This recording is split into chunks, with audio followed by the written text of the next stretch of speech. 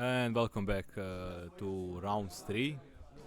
For this match, we have our high table, right? Yeah. Yeah, it's a 2-0 with Perko playing Dimir Terror and no Dimir Faeries, and Andreas playing Dimir Terror. So we have a little Dimir face-off here. Yeah. Matchup which I'm not very familiar with, and I'm very curious how it's gonna develop. I don't think I ever played this matchup. I mean, I've played both decks, but Yeah, I mean, I can say for sure that especially not since Snakers have been yeah, printed. Yeah, this could be very interesting. I think the Snakers are going to be the key pieces in this particular matchup. Who's gonna be able to pull them through? And I think both decks are playing Graveyard Hate, not in main but in sideboard. I don't think the shell allows you to play Graveyard Hate in mainboard. Yeah. I Because you're this so is dependent on your counters, your advantage cards, and other creatures, right? yeah. So yeah. I think this is one of those matchups where draw sequencing is important. Like one of the matchups that come to my mind are Affinity and Wildfire. Oh so who draws more familiars? Who draws more fountains? Yeah, and it's also about dropping lands on your turn, Yeah. right? Until you achieve the critical mass of 6-7 lands, where you can like double spell and put threats. As for our viewer, we have Perko versus Andreas.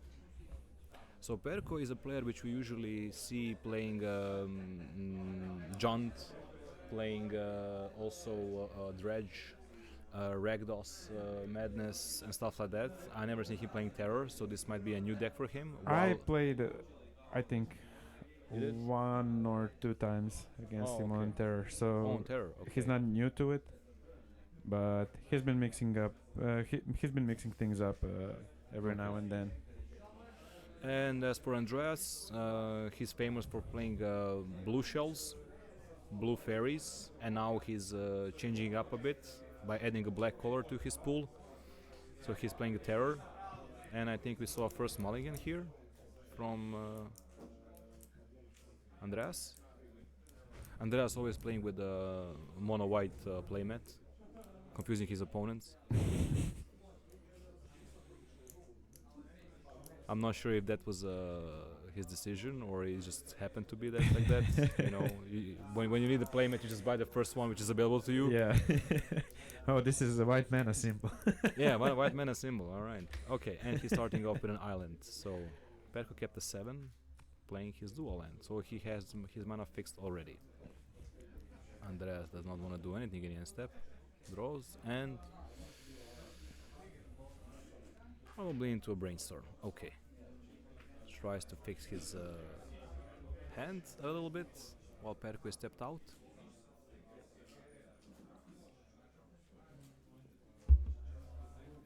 Yeah, I received some mobile messages from certain people wanting me to share them the stream.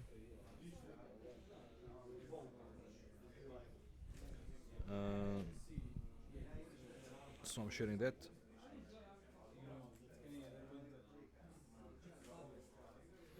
Okay, I think that this particular game you're gonna see a little bit of land pass action. Plays a couple of turns. Yeah, but this is where Snaker value comes in. Like, Yeah, you don't have to cast it. That's the most important thing. I mean you don't have to, but you can. Yeah. Especially here when everybody's like trying to fix their from what I can see, both players are trying to fix their lands, either by playing Brainstorm or Lorianing in their main phase. So this is kind of I'm missing a word here. When you're basically showing your okay, there's a Faeries here. All right. We're scrying too, checking the hand. To be honest, Fairies have a bit of a problem putting their Snackers in the graveyard compared to. Yeah, Terror playing Yeah. abandoned attachments these days. Yeah, definitely. I can And agree with that. Thought Scour combo.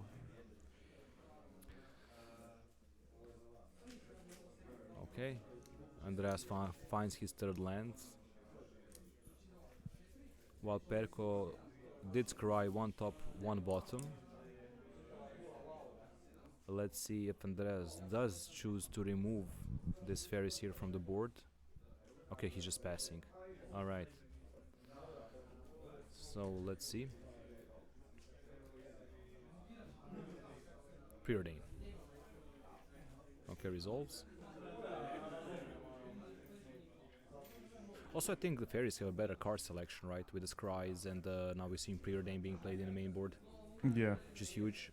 Historically, there was only like 1 to 2 copies of Preordain in Dimir Fairies. You would never see a full playset. Oh, there's a Bajuka, right? Yep. Okay. Exiling one single brainstorm. Yeah. All right. So this kind of tells us that he doesn't have better lands to play. So his hand is just gas. End step abandon attachments. With respond gets responded by Pierce. Okay. I mean, abandon attachments in the end step doesn't really give you a snacker on the board, right? Because Yeah, you since draw a it third draws one. only two cards. So okay, and Andreas is passing here. Yeah, this is really interesting because playing this in your end step and not having a follow up play on your turn is wasted potential, Yeah. I would say.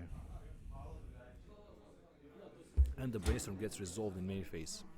Okay, this is very interesting, but especially when you have ninjas and so Perko did have like 2 card informations by scrying 2. Then he preordained, then he drew, and now he's brainstorming, fixing his hand. Yeah. But how do you clear the top with the Dimir Fairies? It's usually just with the Lorien, right? Yeah, no. There's no other way, right? Yeah, and especially not. There's no way to fill your graveyard, so that's what I was saying. Yeah. Kind of seems tricky to. Oh yeah, we forgot about this important piece of. Information, a life totals. All right, so Perko is here applying pressure.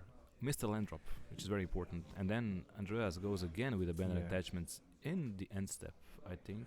Oh, starter gets played. Yeah. All right. Maybe we'll see a cheeky one of Fumes. Oh, I would love to see that. Yeah. To be honest, in a spot like this. Both But- decks love to play like one of them.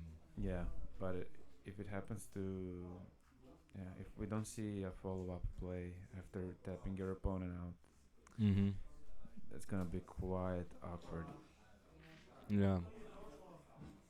I think awkward is going to be the theme of this matchup, particularly because they're both playing the same solutions, the same cards, and kind of similar Oof, pace, right? Yeah, but like, for example, you get to put a ninja into play and getting your spell starter back in hand.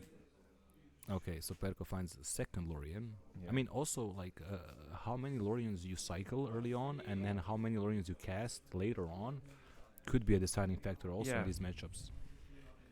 That is true.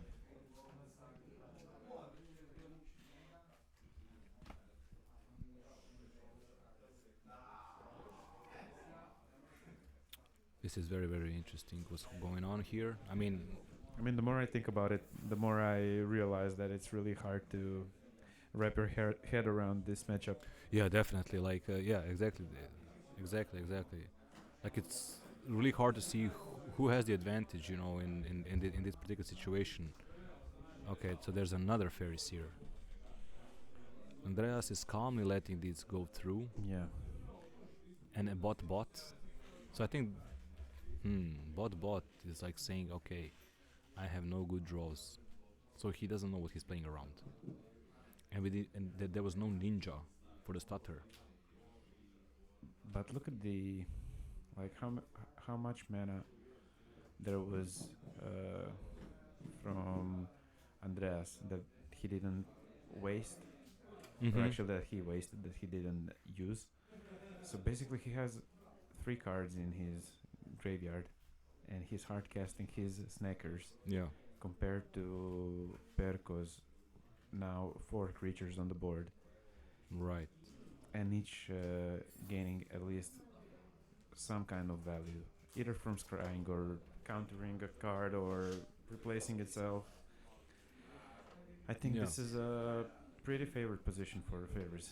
at Yeah, the moment. definitely. I mean, you're having the creatures, like I said, but It can be really, really decided fast if either of those players plays suffocating fumes, especially Andreas. Yeah. I mean, knowing Andreas, in my experience against playing, in my experience playing against him, he's the guy who always, has a counter spell in his hand. Yeah. And this, to me, doesn't seem like a great attack. Because if there was a ninja in hand, that would make sense to me. Sense, yeah, Yeah, but just trading for a card that can be returned to the that can battlefield. come Yeah. back, easily. I don't think that's the best trade. Hmm. I mean, would you think you just pass and start attacking with Augur next turn, like protect your flyers? Like, Yeah, I don't I know. mean, you basically traded your Faeries here for 1 point of damage. True. And another Bojuka Bog. Wow. Unless Okay. he was going for that. I mean, Yeah. Yeah. Okay. This was, but and you also know that now there is no brainstorm in Yeah. Andreas's hand. but unless it was a top deck, why would you play it that way? Like, why would you on your second turn, giving the Snaker a window to come back? I don't know. Yeah. Maybe he's confident. Okay, so Andreas top decks another one. It was a top deck because I saw it. But the Drawing fact it. that he's hard casting that, Mhm. so Yeah. so It says his desperate, hand yeah. is either removals or either full of counter spells. Yeah. So you're saving removal for ninja, Yeah. obviously, right? So let's see what happens here. I mean, Maybe Perko has a ninja, but he wants to be sure by having two ninjas that he can, kind of, or keep. No, it's Monarch. Okay, now we'll actually see does he have a counterspell or not. But leaving Stacker to block the Snaker to keep your Monarch yeah. feels very, very sus. I mean, not sus, but And again, it's pushing for 2 damage. So you have to jump, or you have to trade your spell starter here, which Yeah. has infinitely more value compared to Seer if you get to ninjutsu it back to your hand. true. And again, it's only 1 point of damage, right? So you could have just attacked with Ogre for 1 and play Thorn, keep your 2 Fairies. Yeah, but Andreas also chose not to block here, and he didn't know about the Thorn, and he did not counter it. This is true. this is very interesting. And then Perko left only 2 blue sources, although he has like 3 black sources. This is really, really confusing for me. What's actually going on Do here? you think we might be seeing Counterspell fumes in? either a fumes or okay. So the counterspell gets dispelled, Yeah. and now it's a monarch. Okay, so monarch actually resolved. So he Yeah. was thinking about it. All right. Let's see if there's a good reason that Snacker didn't block Yeah. compared to the previous turn where it did. Maybe he's afraid of third Bajuka. I mean, there are no more Bajuka. Yeah. There's a possibility of only having being Aqueduct, that. Okay, yeah. so he does use Okay. the pass down. But This is still, something which if we you- expected, right? But how do you play around Thorn? Like, do you just assume they have it? I mean, you have to assume they have it, right? But it's hard to play against it, right? Yeah. He kept his counter spell, but Perko backed it up with the dispel, so he just made sure it's there. And now he loses it, but since he has a board advantage, he's just gonna get Yeah. it back. And Well- now he's leaving Seer in blockers. He might have also realized Oh, that oh, Snacker is worth more than one Oh. life. yeah. Okay, so So, now we're getting yeah. ninjas on the augurs. Okay, and Andreas responds with a thought scour on himself. Feeling his way, a snake into an island. Not a good thought scour. This is not what you want to see when you're playing terror. But even if you slam it, there's a thorn with the death touch. Okay, the damage goes through, 3 damage. He gets a monarch. He draws a card for the ninja. Yeah, Perko is kind of heavily in his driver's seat. He replays his and now he can get a non-creature card. He finds against Lordian, okay, and he'll draw one more of the Monarch by having 3 more mana up. Yeah, it looks grim. Yeah. What do you think about snuff outs in this particular matchup? Do you side them in? Do you side them out? Like, what's going on? The snipers are black. Torn I is think black. it's for if you're playing Terror, I think it's a great card compared to Faeries playing Snuff Out against Terror, right?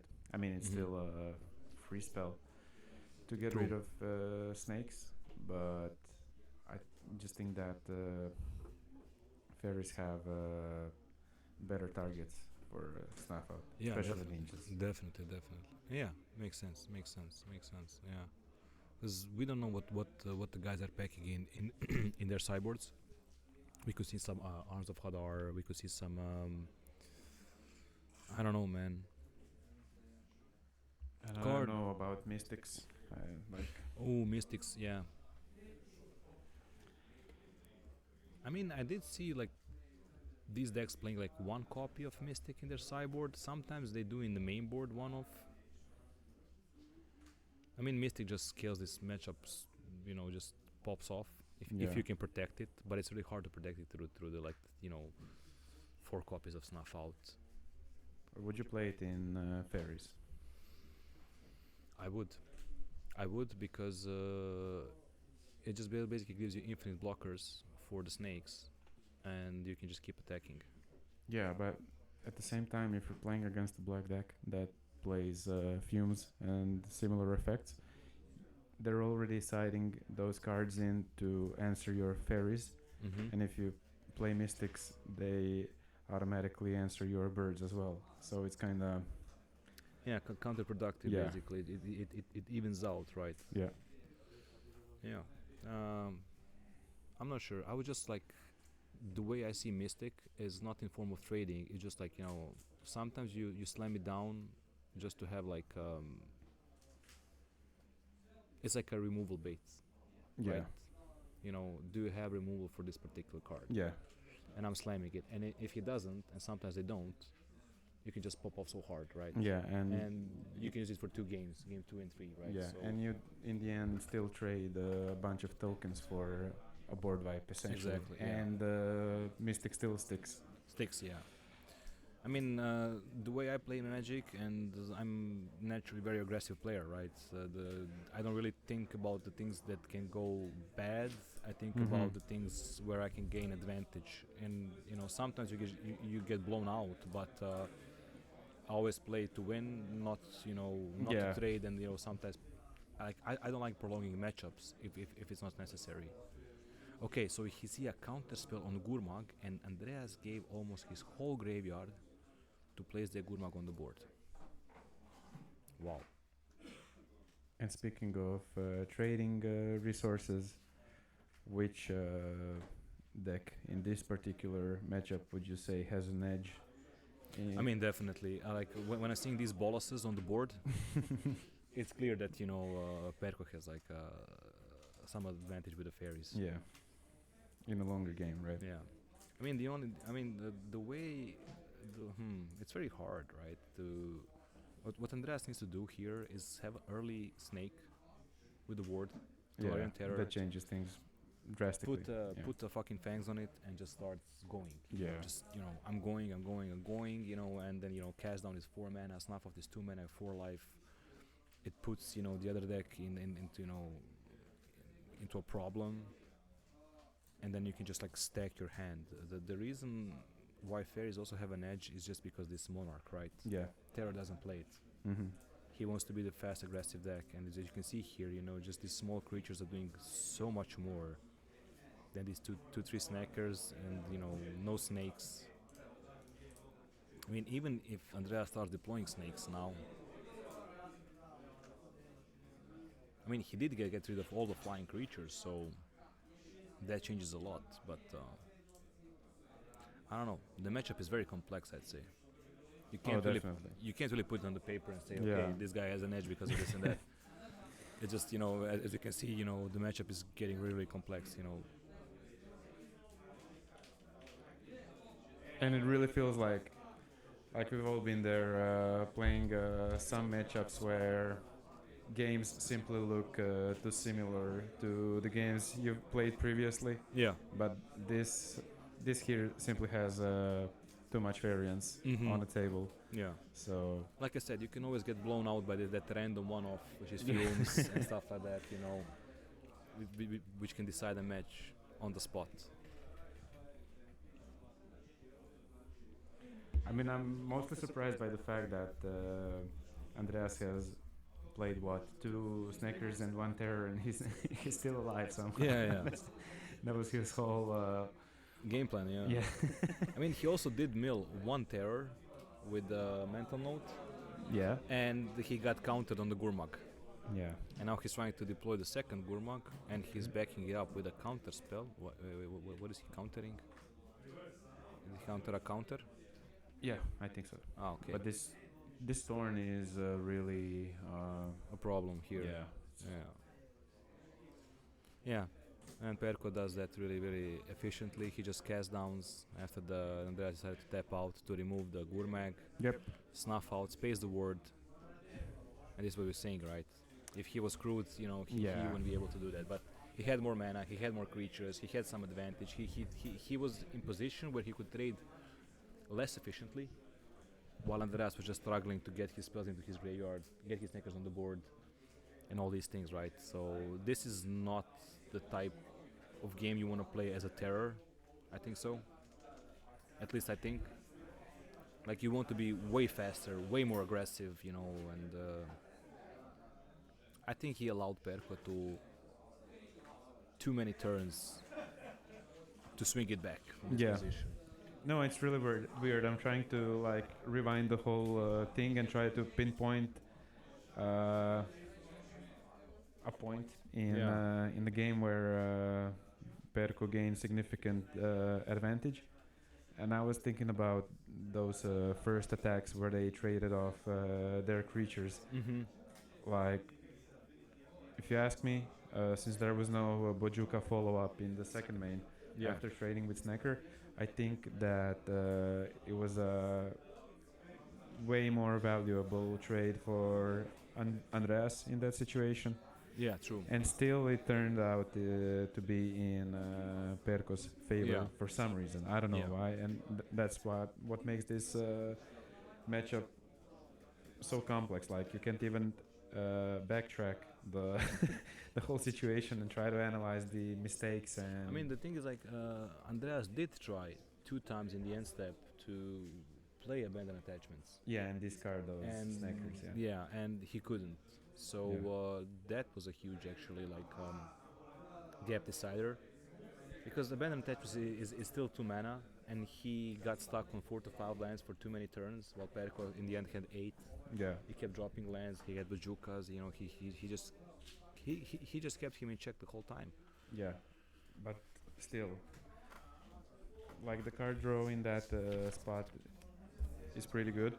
So it's even worth countering it, even if the opponent doesn't get to discard Snackers. Like if you just loot your hand away a bit, it's gonna benefit you. We also can't forget that first card that Andreas played was Brainstorm. So he was semi, Brainstorm locked. Yeah. Right. Yeah. And he tried to get rid of those cards, push through that, that Brainstorm lock with abandoned attachments. But Perko, I think, recognized, that he's stuck. Yeah, And that is I think that's a great observation. That was the huge.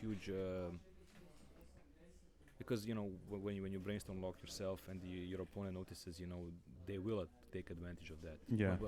What we don't know, was it on purpose or was it just I'm not gonna let you draw 2 cards Yeah. kind of a moment. Because what Andreas was probably trying to do with the first one, just to discard a Snaker and get 2 cards, and then with the second one he tried to probably get a Snaker on the board for free. Yeah. Right. But he ran into a Pierce, he ran into a counter spell. Then again then Perko played the Monarch. Andreas kept counter spell. Perko had a Dispel to cover that counter spell, and I think that's where the game spiraled up when he just couldn't keep up with the Monarchy. Yeah. And this is the second match today we're seeing where these emblems are just taking the game off completely, right? Giving you so much card advantage over turns. I didn't like the emblems, but Me I'm neither. kind of glad we're returning back to them. Like they were extremely popular during the Gardens era in 2023, and they haven't been as prevalent Yeah, ever since, ever since. Yeah, I mean, ever since Modern Horizons came out, they kind of died out. yeah, They were only played in Ponza, and but that era was like it. Ever since we got Modern Horizons, it was like brute scale, brute scale, brute scale with Kuldota, and then we got those banned, yeah, and then we got like, okay, here's a high tide, yeah. play with it, and then you can't play any emblems. Now that the high Yeah, tide has been now banned, this is now we're back to more like of a chess style gameplay. yeah, everybody's playing kind of more removals, more board control, slowing the games down, trying to execute their plans Yeah. little by little. And this is what the PFP is basically trying to do. They want to make the game way more incrementally, gaining game with incremental values rather than just slamming your best spells and like winning the game. Yeah. But then again, the emblems are actually doing that, right? You're slamming your Avenging Hunter, your opponent doesn't have a solution for him, and you just win the game within like next 2, 3, 4 turns. It's also like hard to pace that. I'm not sure how much I like this emblem things. I never liked it because it's very hard to play against him. It forces you to play your cards way more inefficiently where you wouldn't naturally play them in that way because you need to take it back because you're gonna lose fast and then you're just losing the advantage. And I don't know. What is the best deck to play against these emblems these days? I think mono red. Boggles. Huh? Boggles. Boggles, yeah. It's either boggles on like go wide like rally and stuff like that. Yeah, rally is actually. Yeah. I mean, I check it. White Winnie. Yeah. Ime i rezultat, ali prezime mi napiši.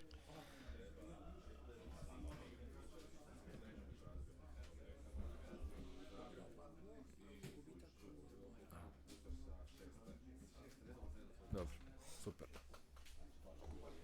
All right. Okay. We also have some. Okay, the game started. We have both players opening with islands, right? Or okay, all right. There's a starter on the brainstorm. It's a main phase brainstorm into stutter. Okay, and Andreas cannot respond to that with. Okay, so he just decided to go blind. Oh, winning counterspell. Not bad. He draws Yeah. this and he untaps now. So this is fine. Fine, yeah, but he didn't allow him to fix his hand, Yeah. which is okay.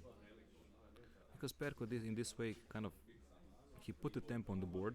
But I was just thinking about this while we were discussing like this situation where Mhm. this got countered a couple of times where you said that Andreas might have been brainstorm locked. Mm-hmm.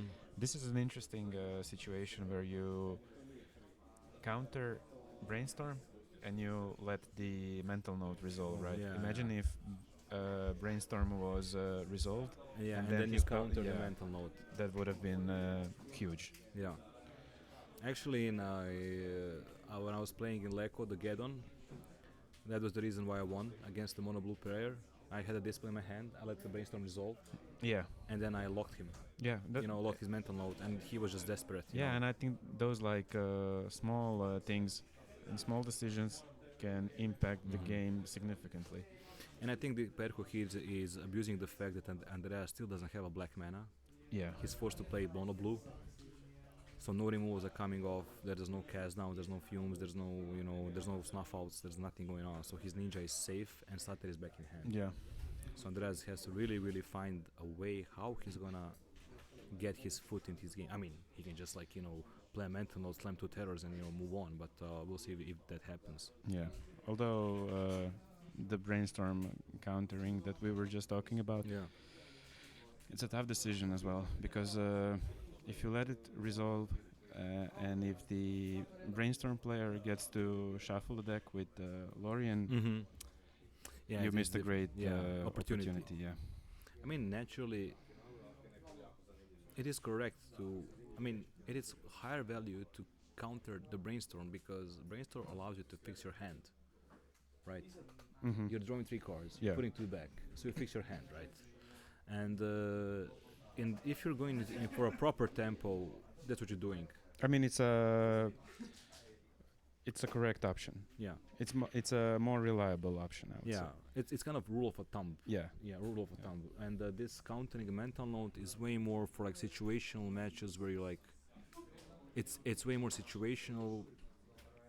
It's kind of type of play where you're playing, by feeling. When Yeah. you're feeling your opponent, when you're feeling his deck, when you're feeling, how he's playing, what he wants to do. Also, looking at your opponent, seeing his facial expressions as he's playing, Yeah, that is you true. might see, how it could be, what is more worth doing. Yeah, there's a lot of things to factor Yeah. in. That's why I'm always a fan more of playing in paper because you can always observe your opponent and get something out of his either emotional reactions or his Mhm. facial expressions or his hand gestures and stuff like that.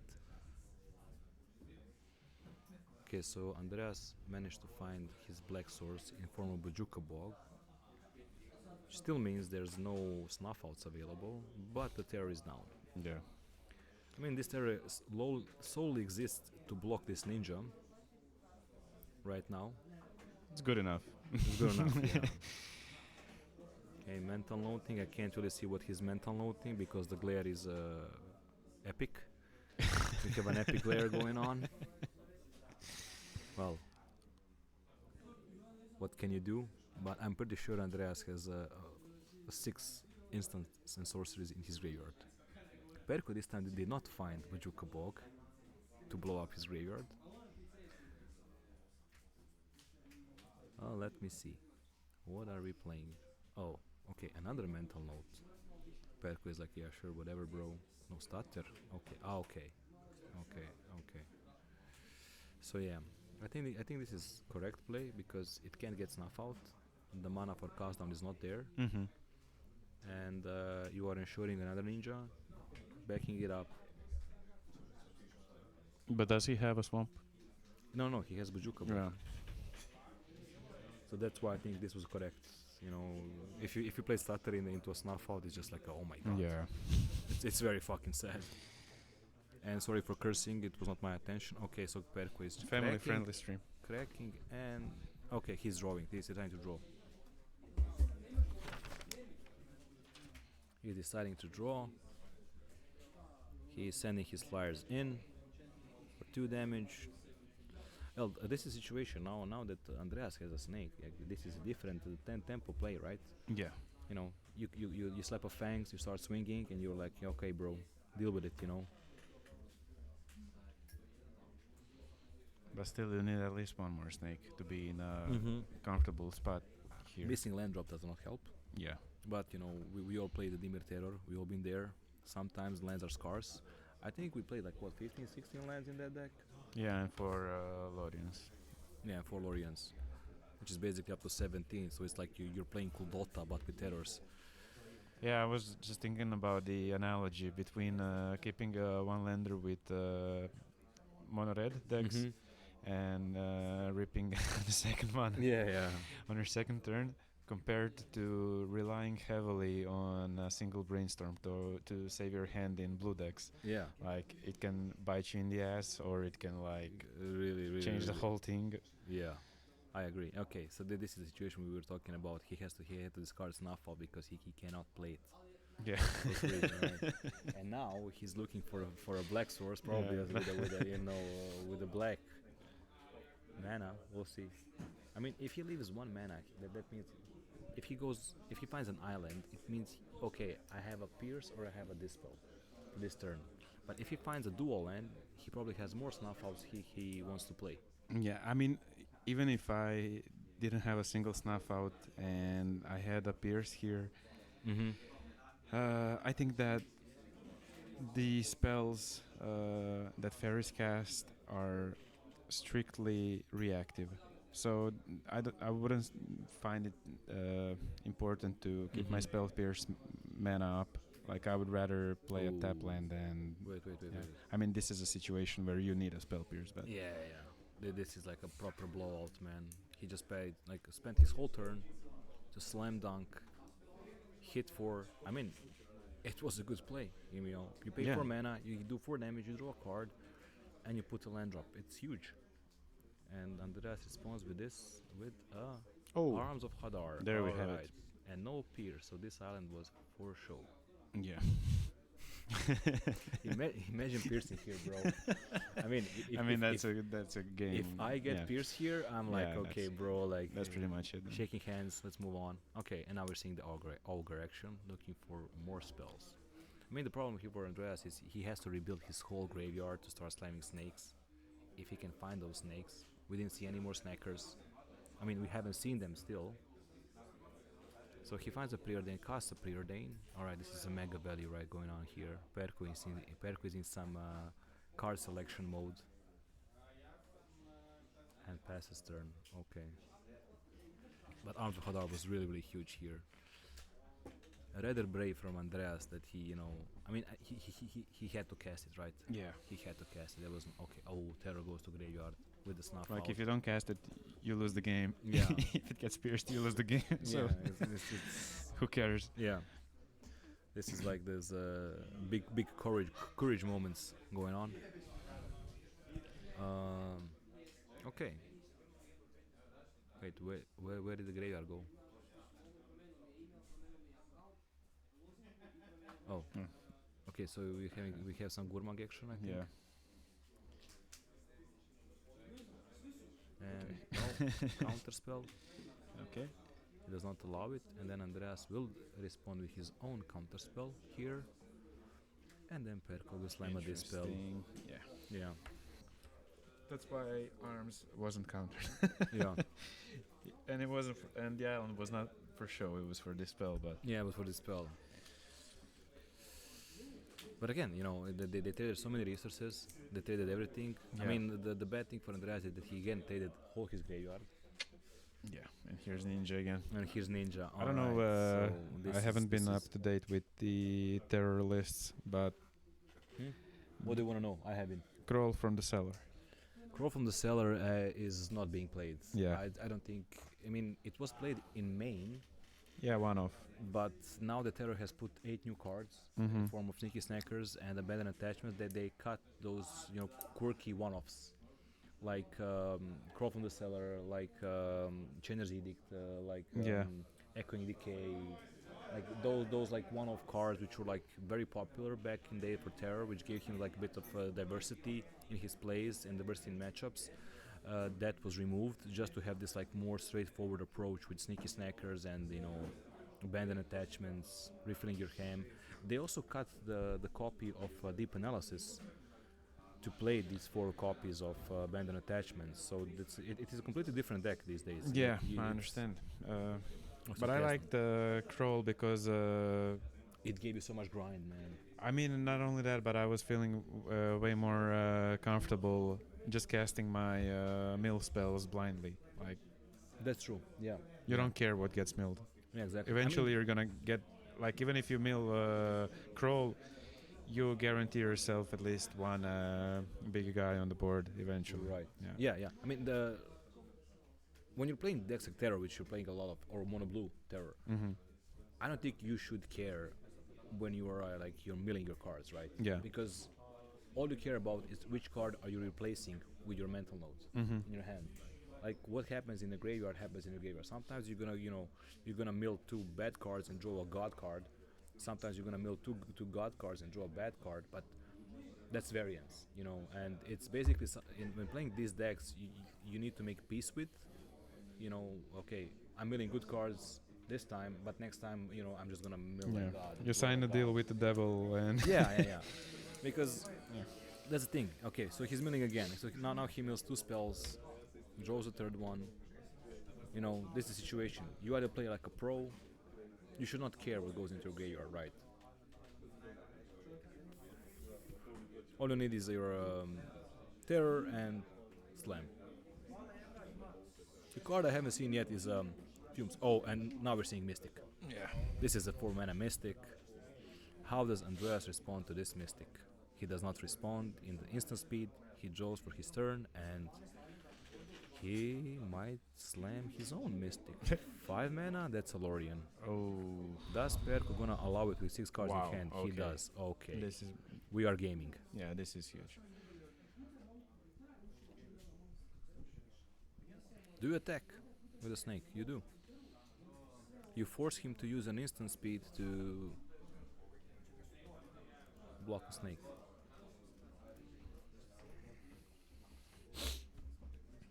This is game 2.